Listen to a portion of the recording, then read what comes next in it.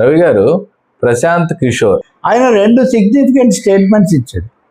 Bihar NDA గెలుపు లేదా Bihar UPA గెలుపు అన్నది, యూపీఏ కాదు ఇండియా, డెఫినెట్ గా దేశ రాజకీయాల్లో తదుపరి దశకు బీహార్ ఒక సంకేతం అవుతుంది.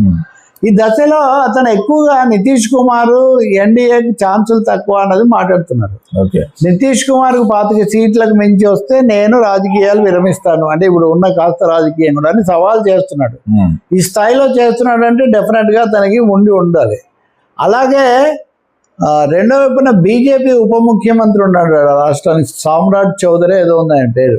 ఈయన పచ్చి అవినీతిపరుడు, అన్ని తప్పులే చేశాడు, ఈయన అనవసరంగా మోస్తున్నారని ఆయన మీద దాడి. సో మొత్తం మీద మీరు ఎందుకంటే గతంలో మీరు అడిగారే 2024 ఎన్నికల్లో మోదీ మళ్ళీ 300 స్థానాల పైన వస్తాడని చెప్పాడు, రాలేదు. దానికి చాలా వివరణలు ఇచ్చుకున్నాడు. మీరు ఇంతకుముందు బీజేపీకి అనుకూలంగా చెప్పేవాళ్ళు ఇప్పుడేమో అడ్డంగా చెప్తున్నారు అంటే నేను ఉన్నది చెప్తున్నాను, నాకేం రాజకీయాలు లేవని ఆయన అంటున్నారు.